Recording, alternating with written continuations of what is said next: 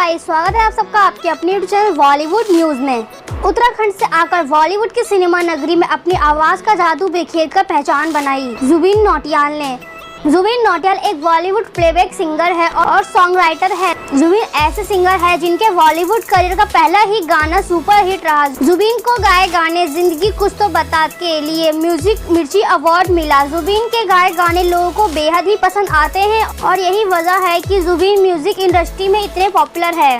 जुबिन का सपना था कि वो एक बड़े सिंगर बने और इसके लिए उन्होंने पूरी लगन के साथ मेहनत की। सो गाइस, इस वीडियो में हम आपको जुबिन नौटियाल के स्ट्रगल और लाइफ स्टोरी के बारे में बताएंगे। सो बढ़ते हैं अपनी वीडियो की और वीडियो स्टार्ट करने से पहले अगर आप चैनल पर नए हैं तो चैनल सब्सक्राइब कर दीजिए and press the bell icon. Jubin Nautiyal का जन्म 14 जून 1989 को देहरादून उत्तराखंड में हुआ। जुबिन के फादर एक बिजनेसमैन और राजनेता हैं और जुबिन की मदर भी एक बिजनेस वुमेन है। उच्च माध्यमिक वर्गीय से होने के कारण जुबिन को कभी भी फाइनेंशियल समस्याओं का सामना नहीं करना पड़ा।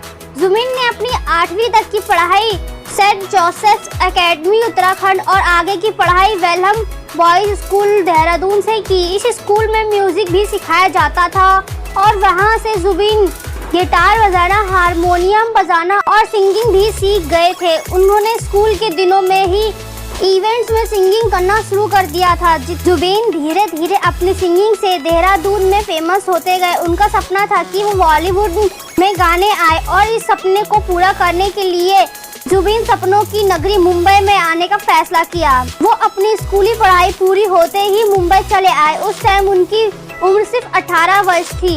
मीठीबाई कॉलेज में एडमिशन लिया। कॉलेज के साथ साथ छोटे मोटे सिंगिंग कंपटीशन में भाग लेने लगे। किसी इवेंट के दौरान जुबिन बॉलीवुड के जाने माने म्यूजिक कंपोजर AR रहमान से मिले। AR रहमान ने जुबिन को सलाह दी कि वो अपनी सिंगिंग को अच्छी करे और जुबिन ने AR रहमान जी की बात मानी और वो वापस देहरादून लौट गए। अपनी पुरानी म्यूजिक टीचर से म्यूजिक ट्रेनिंग ली। जुबिन ने अलग अलग लोगों से क्लासिकल वेस्टर्न म्यूजिक भी सीखा। अलग अलग जगह से संगीत की बारीकियों को सीखने के बाद जुबिन 4 साल बाद 2011 में फिर मुंबई आए और उसी टाइम मुंबई में रियलिटी शो एक्स फैक्टर के लिए ऑडिशन दिया, जिसमें इन्होंने इसमें पार्टिसिपेट किया। सोनू निगम ने इनको रिजेक्ट कर दिया था, लेकिन बाकी 2 जजेस तैयार थे, जिसके वजह से इनका एक्स फैक्टर में सिलेक्शन तो हो गया था, लेकिन ये टॉप 25 से बाहर हो गए थे।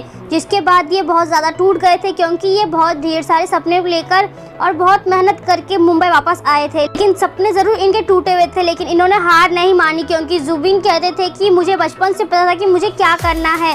सिंगिंग मेरा जुनून था और मुझे ज़िंदगी भर गाना ही गाना था, जिसके कारण ये गिटार लेकर मुंबई के ढेर सारे म्यूज़िक प्रोडक्शन के चक्कर लगाने लगे।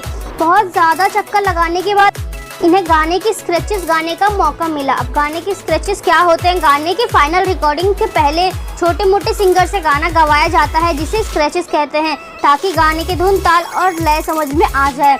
जुबिन ने लगभग 100 से 150 गाने के स्क्रैचेस गाए। जुबिन ने अपने संघर्ष के दिनों को कभी संघर्ष नहीं समझा, वो उसे सिर्फ एक जर्नी कहते हैं और वो अपनी जर्नी को एंजॉय करते हुए गाने के स्क्रैचेस गाते थे।